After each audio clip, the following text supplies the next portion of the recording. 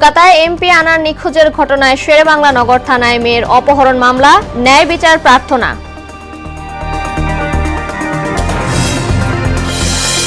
MP আনারের লাশ নিয়ে এখনো ধূম্রজাল, নতুন তথ্য পেলেও তদন্তের স্বার্থে বলা যাচ্ছে না, জানালেন পশ্চিমবঙ্গ সিআইডির আইজি। 40% নবায়নযোগ্য জ্বালানি নিশ্চিতের লক্ষ্যমাত্রা নির্ধারণ করেছে সরকার, সৌর, বায়ু, ভূতাপ ও জলবিদ্যুৎ প্রযুক্তিতে গুরুত্বারোপ। প্রেসিডেন্ট রাইসির শেষ বিদায়ে কাঁপছে ইরান, লাখো মানুষের আহাজারিতে হৃদয় বিদারক দৃশ্যের অবতারণা।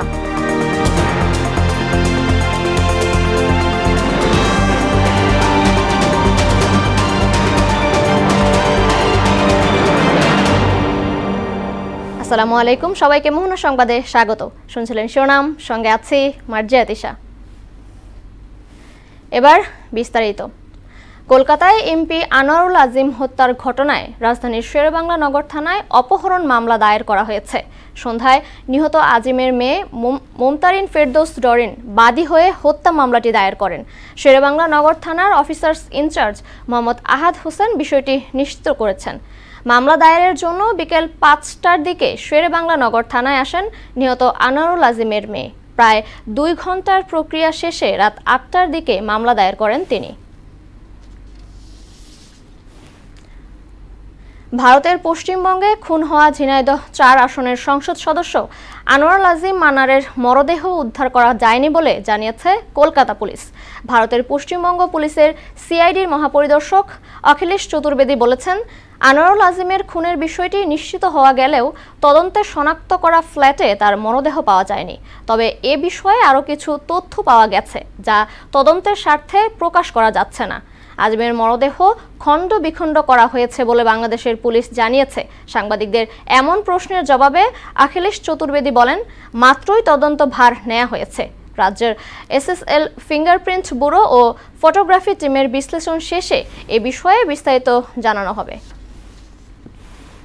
পশ্চিমবঙ্গে গিয়ে লাশ হলেন ঝিনাইদহ 4 আসনের সংসদ সদস্য আনোয়ারুল আজিম আনারের। নিখোঁজের 6 দিন পর আজ তার মৃত্যুর খবর নিশ্চিত হওয়া যায়। তার মৃত্যুতে শোকের ছায়া নেমে এসেছে ঝিনাইদহে। নির্মম এই হত্যার দৃষ্টান্তমূলক শাস্তি দাবি করছেন বন্ধু, স্বজন ও দীর্ঘদিনের রাজনৈতিক সহকর্মীরা।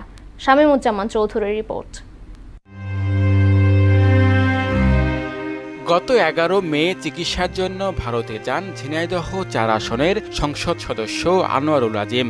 16 মে তার সঙ্গে শেষ কথা হয় পরিবারের সদস্যদের। এরপর থেকেই নিখোঁজ তিনি। অনেক চেষ্টা করেও তার সঙ্গে আর যোগাযোগ করা সম্ভব হয়নি।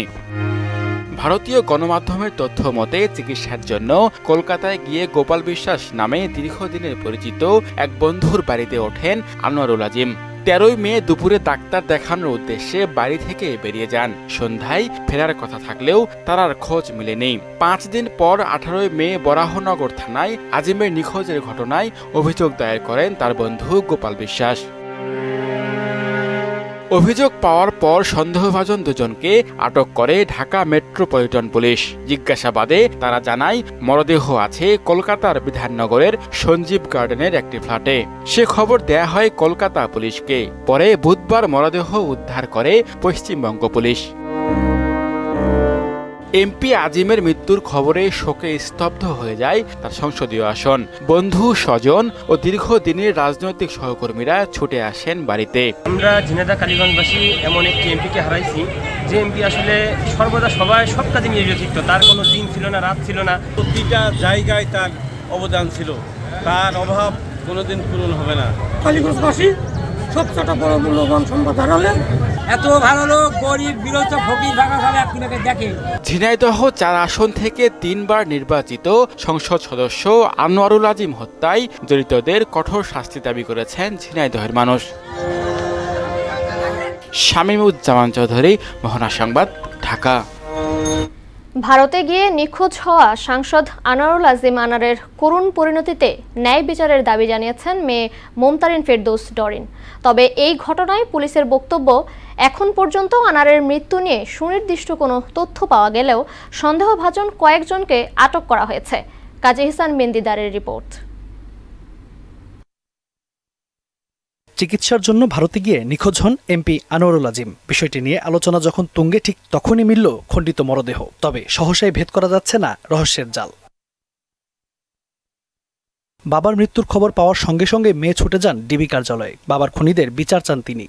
আজকে আমি এতিম হয়ে গেছি, আমার কোনো কথা সে রাখতে পারে, সে চলে গেছে। আপনারা শুধু আমার অনুরোধ, আমার বাবার এটার বিচার করবেন।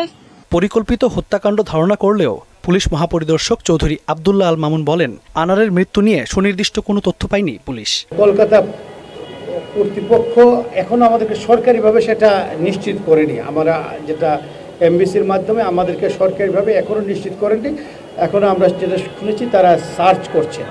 তো যখন তারা পাবেন আমরা তখন নিশ্চিত খবর দিতে পারব। এদিকে ডিবি প্রধান হারুনুর রশিদ জানান, আনোয়ারুল আজিমের হত্যাকাণ্ডের কারণ জানতে নিবিড়ভাবে গোয়েন্দা তৎপরতা অব্যাহত রয়েছে। নিবিড়ভাবে আমরা ইন্ডিয়ান পুলিশের সাথে কাজ করছি এবং আমাদের কাছে কয়েকজন আছে, তাদের সাথে আমরা প্রতিক্ষণেই কথা বলছি, অনেক তথ্য পাচ্ছি। ভারতে গিয়ে বাংলাদেশের এই এমপি নিখোঁজ হওয়ার আগ থেকে শুরু করে সর্বশেষ অবস্থান থেকে হোয়াটসঅ্যাপে সব বার্তা দিয়েছিলেন। ফোন থেকে পিএসকে ফোনও করেছিলেন। তার সর্বশেষ লোকেশন বিহার ও ঝাড়খণ্ডে দেখালেও মরদেহ মেলে কলকাতায়। এমন সব ধাঁধায় দেশটির পুলিশসহ গোয়েন্দাদের সন্দেহ তার ফোনে হয়তো লুকিয়ে আছে মৃত্যুর রহস্য। কাজী ইহসান বিন দিদার, মোহনা সংবাদ, ঢাকা।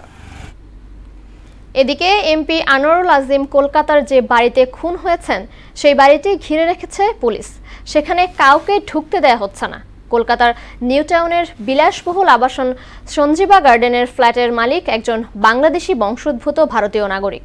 প্রাথমিকভাবে এমন তথ্য পাওয়া গেলেও বিস্তারিত কিছু জানায়নি রাজ্য পুলিশ।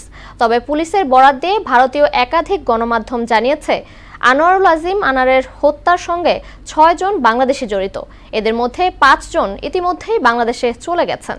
3 জনকে গ্রেফতার করেছে ঢাকা মেট্রোপলিটন পুলিশ। ভারতে যিনি অবস্থান করছেন তাকে আটক করতে চেষ্টা করছে ভারতীয় পুলিশ। সংসদ সদস্য আনোয়ারুল আজিম ভারতে পরিকল্পিত হত্যাকাণ্ডের শিকার হয়েছেন বলে নিশ্চিত করেছেন স্বরাষ্ট্রমন্ত্রী আসাদুজ্জামান খান কামাল। তবে হত্যাকাণ্ডে ভারতীয়রা নয়, বাংলাদেশিরাই জড়িত বলেও উল্লেখ করেন তিনি। আর পররাষ্ট্রমন্ত্রী হাসান মাহমুদ বলেছেন, ভারতে বাংলাদেশ মিশন কূটনৈতিক তৎপরতা চালিয়ে যাচ্ছে। এমআর আসাদের রিপোর্ট।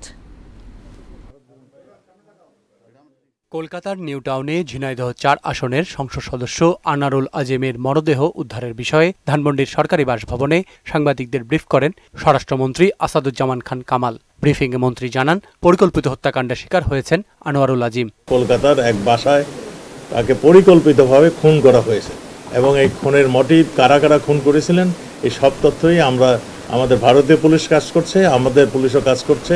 এই হত্যাকাণ্ডে ভারতীয় কেউ নয়, বাংলাদেশিরাই জড়িত উল্লেখ করে আটক সন্দেহভাজনদের বিষয়েও তথ্য দেন তিনি। ভারতের কেউ এখানে জড়িত হন নাই। যারা হত্যা করেছেন এখন পর্যন্ত আমাদের কাছে যা ইনফরমেশন, আমাদের দেশের মানুষই এর সঙ্গে জড়িত।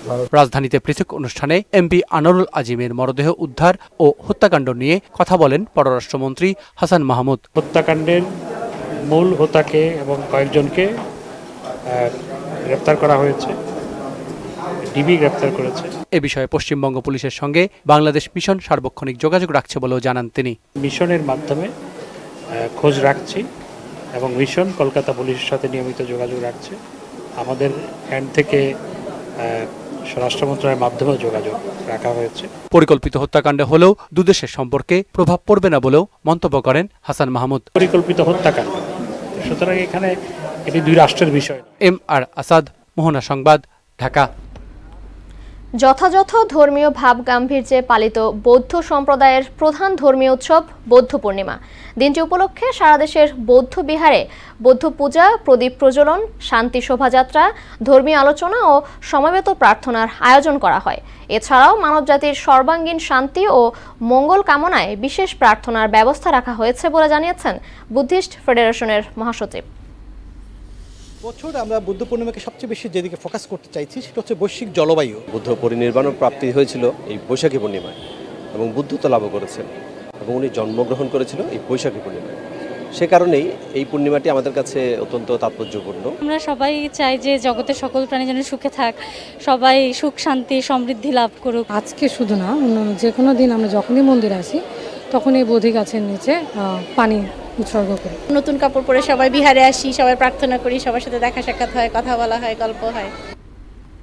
গৌতম বুদ্ধের সত্য ও ন্যায়ের নীতিতে ঐক্যবদ্ধ হয়ে একনায়কতন্ত্রের পতন ঘটানোর ঘোষণা দিয়েছেন বিএনপির সিনিয়র যুগ্ম মহাসচিব রুহুল কবির রিজভী। আর দলের মহাসচিব মির্জা ফখরুল ইসলাম আলমগীর বলেছেন, দ্রব্যমূল্যের ঊর্ধ্বগতিতে মানুষ এখন দিশেহারা হয়ে পড়েছে। জিয়াউর রহমানের হাত ধরেই গণতন্ত্র প্রাতিষ্ঠানিক রূপ লাভ করে বলেও জানান তিনি। রাজধানীতে আলাদা অনুষ্ঠানে তারা এসব কথা বলেন। বিস্তারিত জাহিদ সবুজের রিপোর্ট। সভাপতিত্বে এই যৌথ সভায় দলের যুগ্ম মহাসচিব বিএনপির প্রতিষ্ঠাতা জিয়াউর রহমানের ৪৩তম শাহাদাত বার্ষিকী উপলক্ষে দলীয় কর্মসূচি জানাতে নয়াপল্টন কার্যালয়ে সংবাদ সম্মেলন করেন দলের মহাসচিব মির্জা ফখরুল ইসলাম আলমগীর। আওয়ামী লীগ পরিকল্পিতভাবে দেশকে ধ্বংসের দিকে ঠেলে দিচ্ছে অভিযোগ করে তিনি বলেন, গণতন্ত্র ধ্বংস করে সরকার জোর করে ক্ষমতায় টিকে আছে। প্রেসিডেন্ট জিয়া গণতন্ত্রের সূচনা করেছিলেন, হারিয়ে যাওয়া গণতন্ত্রকে, এবং তারই আমরা সেই গণতন্ত্রের প্রাতিষ্ঠানিক রূপ দেওয়া শুরু হয়েছিল। আজকে এই শাসক গোষ্ঠী আওয়ামী লীগ তারা পরিকল্পিতভাবে বাংলাদেশকে একটা ব্যর্থ রাষ্ট্রে পরিণত করার চেষ্টা করছে। রাষ্ট্রযন্ত্রকে ব্যবহার করেই তারা তাদের এই যে ত্রাসের রাজত্ব সৃষ্টি করে ক্ষমতাকে কুক্ষিগত করা, এই কাজটা তারা করে যাচ্ছে। ঋণের বোঝা আর দ্রব্যমূল্যের ঊর্ধ্বগতিতে মানুষ আজ দিশেহারা উল্লেখ করে মির্জা ফখরুল বলেন, আওয়ামী লীগ তাদের নিজেদের এমপিদের রক্ষার সক্ষমতাও হারিয়েছে। তাদের তথাকথিত সংসদ সদস্য বিদেশে গিয়ে নিখোঁজ হয়ে গেলেন, তার কোনো খবর তারা দিতে পারলেন না পারলেন বাংলাদেশ সরকার, না পারলেন বন্ধু রাষ্ট্র তাদের ভারত। এর আগে বুদ্ধ পূর্ণিমা উপলক্ষে শান্তি শোভাযাত্রায় নেতৃত্ব দেন বিএনপির সিনিয়র যুগ্ম মহাসচিব রুহুল কবির রিজভী। পরে সাংবাদিকদের তিনি বলেন, দলের প্রশ্রয়ে অর্থ পাচার করছেন আওয়ামী লীগ নেতারা। ছাত্রলীগ করলে ২,০০০ কোটি টাকা পাচার করা যায়, যুবলীগ করলে হাজার হাজার কোটি টাকা পাচার করা যায়। গৌতম বুদ্ধের সত্য ও ন্যায়ের নীতিতে ঐক্যবদ্ধ হয়ে একনায়কতন্ত্রের পতন ঘটানোর হুঁশিয়ারি দেন রিজভী। এই স্বৈরাচারের পতনে আমাদের সবাইকে প্রত্যয়দীপ্ত হতে হবে। জাহিদ সবুজ, মোহনা সংবাদ, ঢাকা। ২০৪১ সালের মধ্যে ৪০% নবায়নযোগ্য জ্বালানি নিশ্চিতের লক্ষ্যমাত্রা নির্ধারণ করেছে সরকার। এজন্য সৌর, বায়ু, ভূতাপীয় শক্তি এবং জলবিদ্যুতের মতো প্রযুক্তিতে গুরুত্ব দেওয়ার কথা বললেন পররাষ্ট্রমন্ত্রী হাসান মাহমুদ। তবে জ্বালানি বিশেষজ্ঞরা জানান, নবায়নযোগ্য জ্বালানির লক্ষ্যমাত্রা অর্জনে $২৪ বিলিয়ন বিনিয়োগ দরকার। রাজধানীতে এক সেমিনারে এসব কথা বলেন বক্তারা। নাসির উদ্দিনের রিপোর্ট। শক্তি ও তাপ উৎপাদনে জীবাশ্ম জ্বালানি পোড়ানোয় বায়ুমণ্ডলে carbon die oxide, nitrogen, methane সহ নানান ক্ষতিকারক গ্যাসের পরিমাণ বাড়ছে। এই গ্যাসগুলোই সূর্যের তাপ আটকে পৃথিবীর বায়ুমণ্ডলকে উত্তপ্ত করে। এতে পৃথিবী দিন দিন গরম হচ্ছে, যার ফলস্বরূপ বিরূপ আচরণ করছে পরিবেশ ও প্রকৃতি। পরিবেশ রক্ষায় জীবাশ্ম জ্বালানি এড়িয়ে টেকসই বিকল্প হিসেবে দেখা হচ্ছে সবুজ বা নবায়নযোগ্য জ্বালানিকে। এ নিয়ে ঢাকা বিশ্ববিদ্যালয় আয়োজিত এক সেমিনারে বক্তারা বলেন, এক্ষেত্রে বাংলাদেশের সম্ভাবনা আছে, তবে পর্যাপ্ত বিনিয়োগ দরকার। 12 লাখ ডিজেল পাম্পকে রিপ্লেস করতে গেলে প্রায় $6 বিলিয়ন দরকার। রুফটপ সোলার বলি, সোলার ইরিগেশন পাম্প বলি, টেকনোলজি আছে, এখন আমাদের দরকার অর্থ। প্ল্যানিংটা এরকম হবে যে আমার প্রোডাকশন কমবে না, কিন্তু আমার পিলফারেজ কোথায় হচ্ছে, অপচয় কোথায় হচ্ছে, সেটাকে আমি নিয়ন্ত্রণ করে আমার উৎপাদনকে আমি ধরে রাখি। ফসিল ফুয়েল দিয়ে যে আমরা ইলেকট্রিসিটিটা তৈরি করি, এখান থেকে বের হয়ে আমরা রিনিউয়েবল এনার্জিতে যাব, এবং রিনিউয়েবল এনার্জিতে এই জন্য যাব যে এটি পরিবেশের ক্ষতি করে না। দেশে নবায়নযোগ্য জ্বালানি নীতি তৈরি হয় 2008 সালে। সেখানে 2015 সালের মধ্যে দেশের মোট বিদ্যুৎ উৎপাদনের 5% এবং 2020 সালের মধ্যে 10% নবায়নযোগ্য উৎসের লক্ষ্যমাত্রা ধরা হয়। সেটা পূরণ না হলেও নতুন করে পরিকল্পনা নেওয়া হয়েছে। 40% 2041 সাল নাগাদ solar energy, wind energy, nuclear energy, waste to energy, এগুলোর উপর আমরা জোর দিচ্ছি। নেপাল থেকে জলবিদ্যুৎ আমদানিতে উল্লেখযোগ্য অগ্রগতি আছে বলেও জানান পররাষ্ট্রমন্ত্রী। সেখানে এনার্জি উৎপাদন করে সেটি আমাদের দেশে যদি আনি, তাহলে তো আমার 40% করা ভেরি ইজি। নাসির উদ্দিন, মোহনা সংবাদ, ঢাকা। দুর্নীতির বিরুদ্ধে শূন্য সহনশীল নীতি অবলম্বন করা হবে বলে জানিয়েছেন ঢাকা দক্ষিণ সিটি কর্পোরেশনের মেয়র ব্যারিস্টার শেখ ফজলে নূর তাপস। নিরাপদ নগর দিবস উপলক্ষে বিকেলে রাজধানীর সিরডাপ মিলনায়তনে নগর উন্নয়ন সাংবাদিক ফোরাম আয়োজিত অনুষ্ঠানে তিনি এ কথা বলেন। তিনি জানান, আইনের কঠোর প্রয়োগ দক্ষতার সাথে বাস্তবায়ন করতে না পারলে নিরাপদ নগর নির্মাণ কঠিন হয়ে পড়বে। রাজধানীতে অভিবাসন রোধ সহ ঢাকাকে স্মার্ট সিটিতে রূপান্তরিত করার প্রত্যয় জানান মেয়র। অনুষ্ঠানে নগর উন্নয়ন নিয়ে কাজ করা 5 জন সাংবাদিককে বেস্ট আরবান রিপোর্টিং অ্যাওয়ার্ড প্রদান করা হয়। শেখ হাসিনার নেতৃত্বে দেশের সকল শ্রেণী পেশার মানুষ উন্নয়নের সুফল ভোগ করেছে বলে জানিয়েছেন আওয়ামী লীগের কেন্দ্রীয় নেতারা। তেজগাঁওয়ে দলটির ঢাকা জেলা কার্যালয়ে মৎস্যজীবী লীগের 21তম প্রতিষ্ঠা বার্ষিকীর অনুষ্ঠানে অংশ নিয়ে একথা বলেন বক্তারা। অনুষ্ঠানে অংশ নেন আওয়ামী লীগের সভাপতি মণ্ডলীর সদস্য শাহজাহান খান, মোফাজ্জল হোসেন চৌধুরী মায়া, প্রচার ও প্রকাশনা সম্পাদক আব্দুস সুবহান গোলাপ এবং মৎস্যজীবী লীগের সভাপতি সাধারণ সম্পাদক সাইদুর রহমান ও আজগর লস্কর সহ অন্যরা। প্রথম বাংলাদেশি আম্পায়ার হিসেবে আইসিসির এলিট প্যানেলে জায়গা পাওয়া শরফুদ্দৌলা ইবনে শহীদ এবার 2024 টি-20 বিশ্বকাপের উদ্বোধনী ম্যাচে আম্পায়ারের দায়িত্ব পালন করবেন। এক সংবাদ বিবৃতির মাধ্যমে বিষয়টি নিশ্চিত করেছে আইসিসি। উদ্বোধনী ম্যাচে শরফুদ্দৌলার সঙ্গী হিসেবে থাকবেন ইংল্যান্ডের রিচার্ড ইলিংওয়ার্থ। টেলিভিশন আম্পায়ারের দায়িত্ব পালন করবেন স্যাম নোগাজস্কি। চতুর্থ বা রিজার্ভ আম্পায়ার হিসেবে থাকবে ল্যাংটন রুসেরে। ম্যাচ রেফারি হিসেবে দায়িত্ব পালন করবেন রিচি রিচার্ডসন। আগামী 1 জুন ডালাসে টি-20 বিশ্বকাপের উদ্বোধনী ম্যাচ। সেখানে আয়োজক যুক্তরাষ্ট্রের মুখোমুখি হবে কানাডা। শেষ করব মোহনা সংবাদ, যাবার আগে শিরোনামগুলো আরও একবার।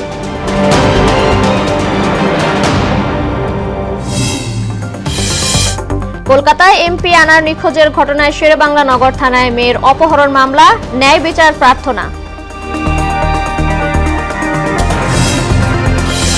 এমপি আনারের লাশ নিয়ে এখনো ধূম্রজাল, নতুন তথ্য পেলেও তদন্তের স্বার্থে বলা যাচ্ছে না, জানালেন পশ্চিমবঙ্গ সিআইডির আইজি।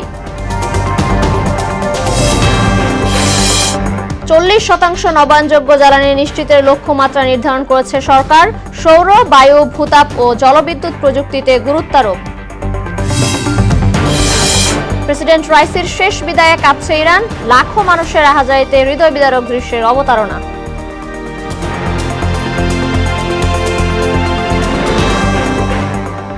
এই ছিল মোহনা সংবাদে। পরবর্তী সংবাদ রাত 12টায়। এছাড়া মোহনার সবশেষ খবর জানতে ভিজিট করুন www.mona.tv। সংবাদ দেখতে পারেন ফেসবুক ও ইউটিউবেও। এতক্ষণ সঙ্গে থাকার জন্য ধন্যবাদ সবাইকে।